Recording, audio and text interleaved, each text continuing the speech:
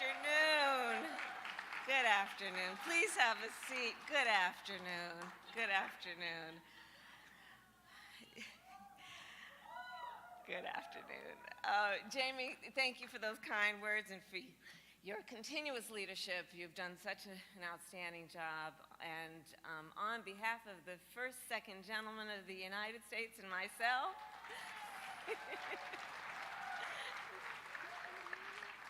I want to say thank you to everybody in this room. It is wonderful to see this group of friends in person. This, of course, is the first time that we have been able to get together in person since the President and I were inaugurated. And I can just feel the energy in the room, which, of course, is reflective of the extraordinary dedication, commitment, and work that each of you have been doing over the course of the last couple of years, which presented, of course, many challenges because of the pandemic.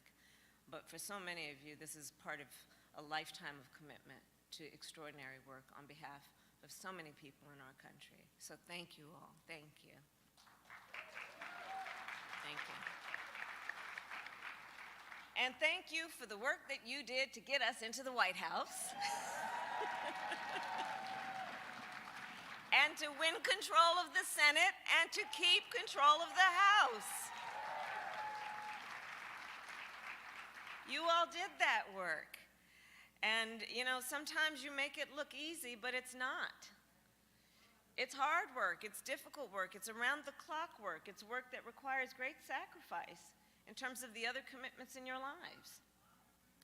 And you do this work on behalf of people sometimes that you meet, on behalf of people that you don't meet. You do this work on behalf of people that may never know your names, may never know my name, but will be forever impacted and to our mission uplifted because of the work of the people in this room.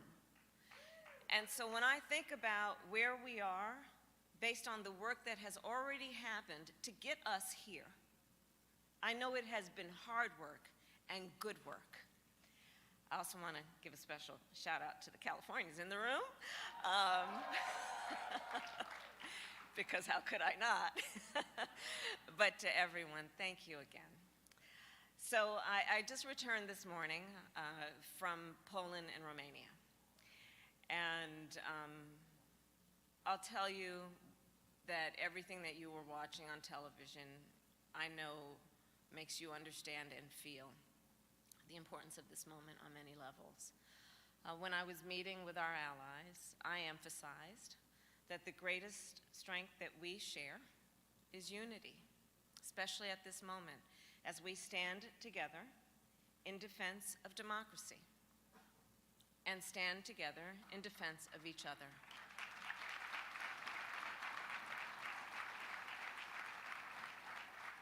And that unity and our collective resolve has been strengthened, of course, since Russia's re-invasion of Ukraine and Putin's war.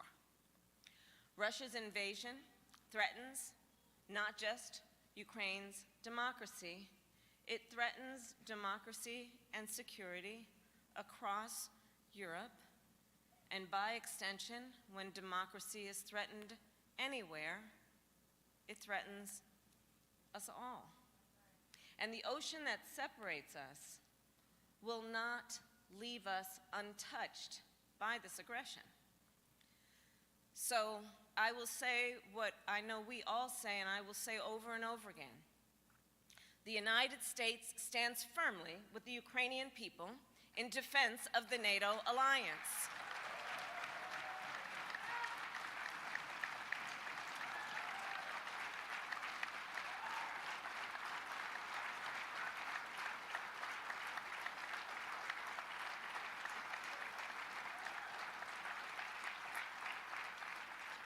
And I'll tell you, while I was there these last couple of days, I met with the presidents of both nations, and I met with refugees from Ukraine, some of who are Ukrainian citizens, others who were students studying in Ukraine from other countries.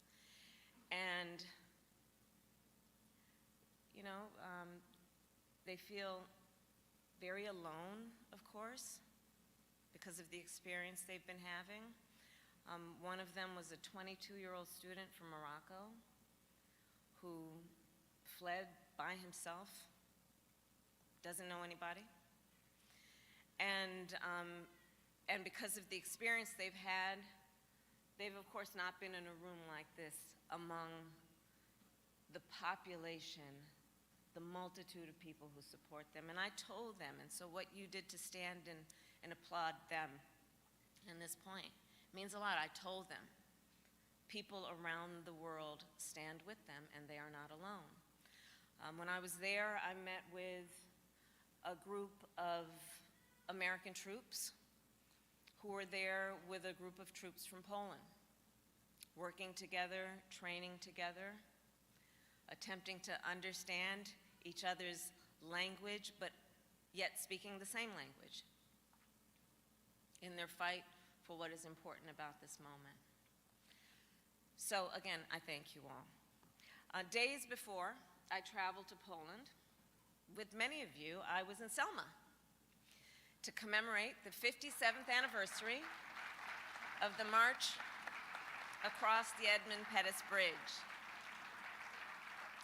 That historic place, which is a stark reminder that we must always remain vigilant to safeguard freedom and democracy, because we all know in this room, neither is assured without our vigilance. And defending democracy then takes all of us. As I said last week about the great Congressman John Lewis, this fight for democracy, for freedom, for equality, for justice requires of all of us, like John Lewis modeled, it requires from all of us a clarity of purpose and a determination and diligence to always keep our eye on the ball, understanding that in this fight for democracy, we must appreciate its character and nature. We must understand that when we have a democracy that reflects its values by treating people with a sense of equality and fairness and justice, we can see when it works, it possesses great strength.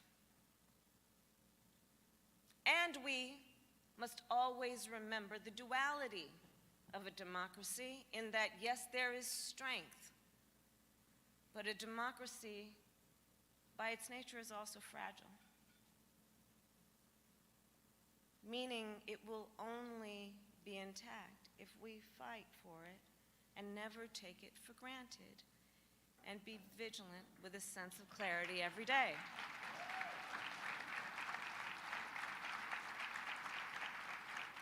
And that's what we in this room stand for. All of us fighting and marching and pushing forward together to reach our ideals in the constant effort to create a more perfect union. You know, when the President and I took office, our country was facing the aftermath of a reckless president, the COVID-19 pandemic, and questions about America's leadership on the world stage. We had a plan to get America back on track with the support of the American people and the leaders in this room. We knew, all of us, our election should herald a change in direction, not just a change in management. And President Biden and I then, with your help and leadership, chartered a new course for our nation's future. And we rebuilt relationships with our allies. And the results of that effort are clear as we stand together in this unified rebuke of Russia. The President and I also proposed, with your leadership, with your help, the American Rescue Plan.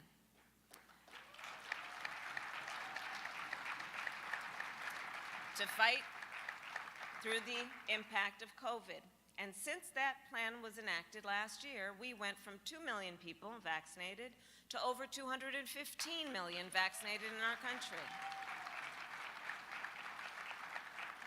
Businesses are back open, and 99% of our schools are no longer remote. We went from 60,000 jobs created each month to 678,000 jobs created last month, and over 7 million total jobs created since we took office. Unemployment is down 3.8%.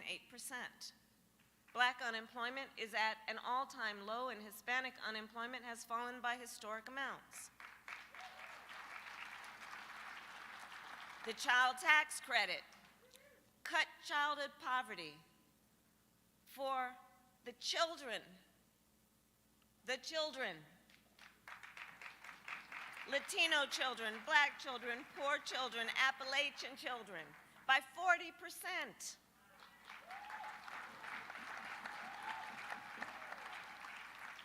Because of your work and with your help, we passed a once-in-a-generation infrastructure law.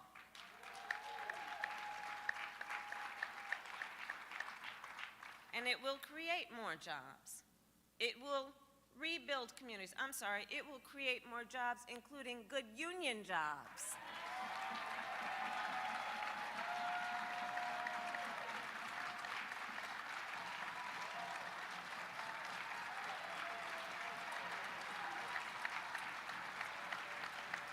That's right. That's right. Because we're clear on who helped build the middle class of America. We're clear on that. So yes, it will create more jobs, it'll rebuild communities, and do so much more to help America's families.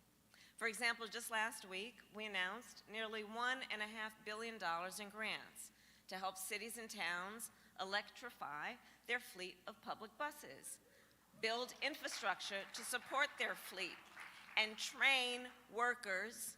Thank you again for all of the apprenticeships run by our unions that are training these workers with extraordinary skills to actually do the work. And think about it on the issue of public transit. So this will make public transit more reliable, more affordable, and more efficient. So imagine, if you will, a mother or a father trying to get out of the house during the week, in the morning, trying to get the kids to school and get to work. And then imagine for that parent, one of them kids don't want to put on their shoes. Familiar experience. And so that parent misses the bus by just a few minutes. If the bus only comes by once an hour, those kids are going to be late for school. Mom or dad is going to be late for work. And that might mean having their pay docked or potentially even losing their job. Public transit. Working people in America in so many places in our country rely on it for all of their essential needs. This is about to change with an investment of $1 billion in billions of dollars in public transit. So when we look at this issue, it is one of many, but we're not going to stop there, and we didn't stop there. More than 70% of the judicial nominees we have appointed are women. More than 70%. And of course, the president recently nominated Judge Ketanji Brown Jackson to the United States Supreme Court.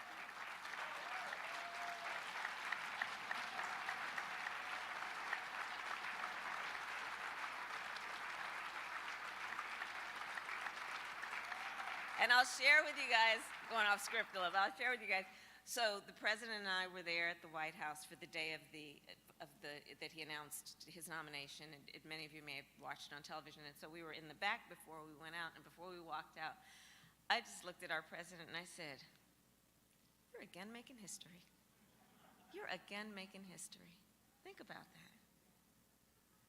You know, when we look at the job we have in the coming months, and people will look at all of us as leaders and they'll say, well, why should I vote? Why does it matter? There's so much we have to talk about. We have collectively, on many levels, achieved historic feats. And let's be proud of that, knowing, of course, that there is still more to do. Let's be proud of that. Be proud of that. And so, on the issue of Judge Jackson, she will make an outstanding and extraordinary jurist. And if confirmed, of course, she will be the first black woman on the highest court in the land.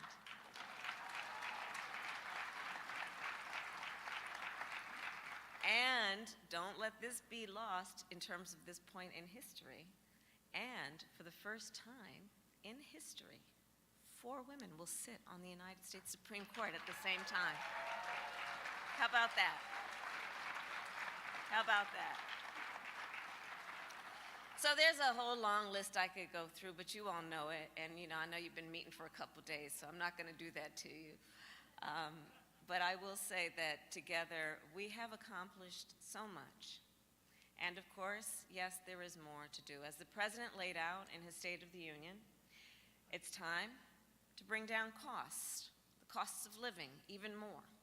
It is time to create more union jobs. It is time to ensure that everyone has an opportunity to succeed. It is time to defend our democracy and be vigilant in its defense and to safeguard our planet for generations to come. It is time to do so much more. And over the past year, I have traveled our country talking with many leaders, including those from, of course, this room, those from the Latino community, the Black community, AAPI community, LGBTQ+ community, the disability community, all around our country. And we have talked about many of the issues that I know over the last couple of days this group has addressed. We have talked about one of the most urgent issues as well, in terms of how the clock is ticking on a purposeful attack against our democracy being waged in states around our country, and that is on the attack on the freedom to vote. And we have talked about what we must do, us as leaders, all of us, understanding the intentions that are at play, which are to make it more difficult for people to vote, certain populations in particular, with an expectation that if you make it more difficult, then people won't vote. We have discussed together our frustrations and fears. We've talked about the rights that we fought so hard to win and how they could be lost. But I will say, as we talked about last week in Selma, we must fight on, because we know all of our rights and all of our progress depends on the freedom to vote. Workers' rights, women's rights, immigrant rights, LGBTQ rights, all of the rights that we hold so dear flow from the right to vote. So, the DNC, of course, has taken on a role of leadership on this issue, as well as all the others. And in this fight, making substantial investments, and thank you, in organizing, in strengthening state party infrastructure, and protecting voters. Last summer, I was proud to announce that the DNC would invest $25 million in its I Will Vote initiative to make voting more accessible and to fight back against Republicans' unprecedented voter suppression efforts. As the tie-breaking vote in the Senate, I am the president of the Senate. I know as you do that protecting our majorities on Capitol Hill is critical. And that is why President Biden announced that the DNC will transfer $15 million to the DCCC and the DSCC. So the work ahead is not going to be easy. Everybody knows that. That's why you all are here, knowing the work that must be done, knowing it's not going to be easy, but knowing we are under one roof together in solidarity and our commitment to seeing this through. I know, and I believe we know, when we show what we have accomplished just in a year, and when we show it is because the American people voted, I believe we will meet the moment again. But that is our task. Our task is to show people that in many ways they got what they ordered. Right? They said this is what they wanted. They stood in line. They took time from work. It was difficult. And a lot of what they demanded, they got. And so let's get out there as we do and remind them of that. Because we know that they will show up again. And they will say, yes, we want better jobs at higher wages. They will say yes to extending the child tax credit. They will say, yes, we must fight climate change. They will say, yes, I wanted and got and want more diversity on the court. They will say, yes, we must fight to protect reproductive rights. We have faith in what they want and how much they want it and what they are prepared to do to get it. So our job is the job of just supporting the people, supporting their voices, supporting their will and desire of what their government has a responsibility to deliver, to uplift our nation and to strengthen it. That's at the core of the work we do.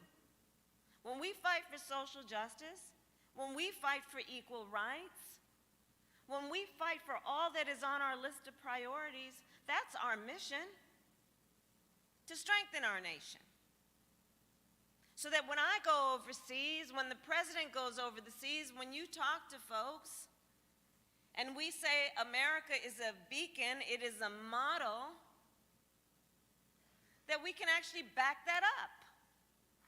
That's what we're doing.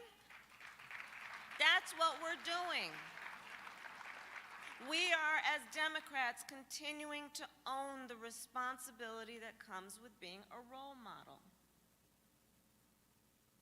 which is, as a democracy, to take care of its people, to see them, to hear them, and to be reflective of their priorities and their needs. So, DNC, we will keep working the phones, and we will keep registering the voters, and we will keep getting the souls to the polls, and we will keep doing all that is necessary to fight for the best of who we are. Thank you, DNC. Thank you for your leadership.